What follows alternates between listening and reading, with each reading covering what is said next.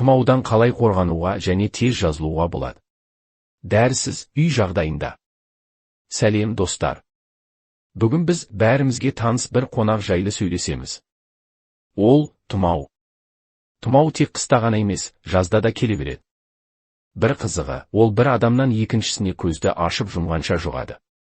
Сіздерге бүгін тұмаудан қалай қорғануға болатынын, және ол тигенде үй жағдайында тез жазылудың жолдарын айтып беремін. Достар, алдымен каналға тіркеліп лайк басып қолдап кетіңіздер. Қазақ тілді арнаның дамуына бір кірпіштей үлес қосып жатырмыз. Тіркелсеңіз ендеше бастайық. Тұмау қалай жұғады? Тұмау вирус тудыратын жұқпалы ауру. Ол мынадай жолдармен тарайды. Бірінші, ауа арқылы түшкіргенде немесе жөтелгенде вирус ұсақ тамшылармен ауаға шығып, сіздің мұрныңызға немесе аузыңызға түседі.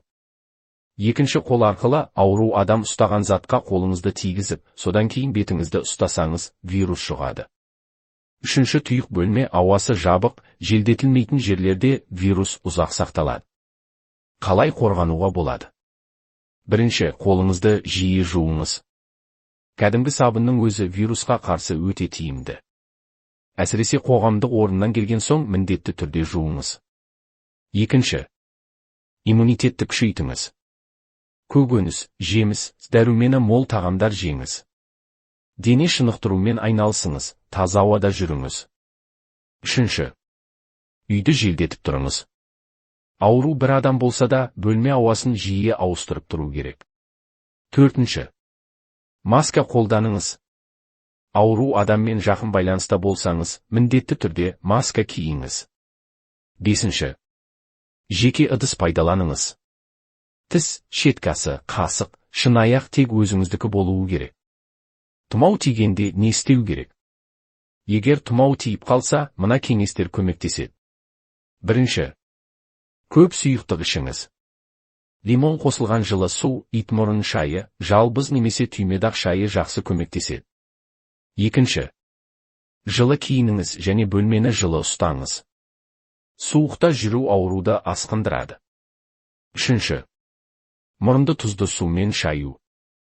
Бір стакан жылы суға шай қасық тұз қосып, мұрынды шаю вирус пен бактерияны жояды. Төртінші, бумен ингаляция жасау. Ыстық суға жалбыз немесе эвкалипт майын тамызып, буын, мұрын және тамақ арқылы жұту тыныс жолдарын тазартады. Бесінші, тамақ ауырса тұзды сумен шайыңыз. Бір стакан жылы суға шай қасық тұз және шай қасық ас содасын қосып, күніне 3-4 рет шайыңыз. Дәрісіз жазылу әдістері. Жатар алдында жылы сүтке бал қосып ішіңіз, ұйқыны жақсартады, тамақты жұмсартады. Аяққа жылы ванна аяқтағы қан айналымын күшейтіп, иммунитетті арттырады. Пияз және сарымсақ табиғи вирусқа қарсы құрал. Шикідей жеу немесе бөлмеде турап қою ауаны тазартады. Қашан дәрігерге бару керек? Егер температура 38-5 градустан жоғары 3 күннен асса, күшті жөтел, кеуде ауру болса, әлсіздік тым қатты сезілсе, міндетті түрде дәрігерге барыңыз. Қорытынды. Достар, тұмау жеңіл ауру болып көрінгенімен, асқындырса қауіпті.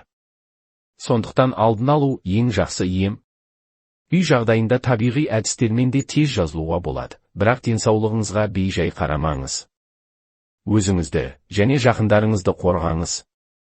Достар, видео соңында сіздерге тұмау жайлы қызықты деректер айтайын.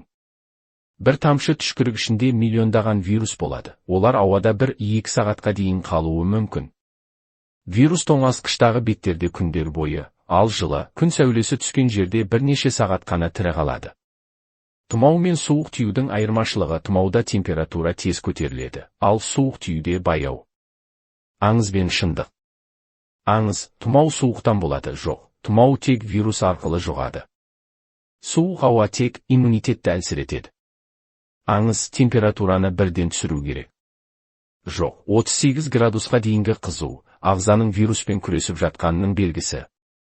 Аңыз: витаминдерді көп ішсеңіз, бірден жазыласыз. Жоқ, витамин тек иммунитетті қолдайды, бірақ бірден емдемейді. Өмірден алынған мысал немесе қысқа оқиға. Мысалы, бір танысым қыстың ортасында тұмау болып қалды. Ол дәріханаға жүгірмей, үйде қалды, көп сұйықтық ішіп, пиязды бөлмесіне қойып, ингаляция жасады. 3 күнде айтарлықтай жеңілдеп, 5 күнде толық жазылды.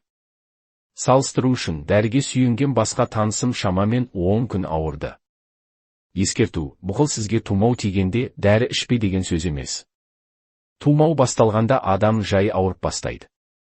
Тамағы жыбырлап, түшкіріп, тұмаудың алғашқы белгілері сезілгенде өзіңізді үй жағдайында да қорғай аласыз деген сөз.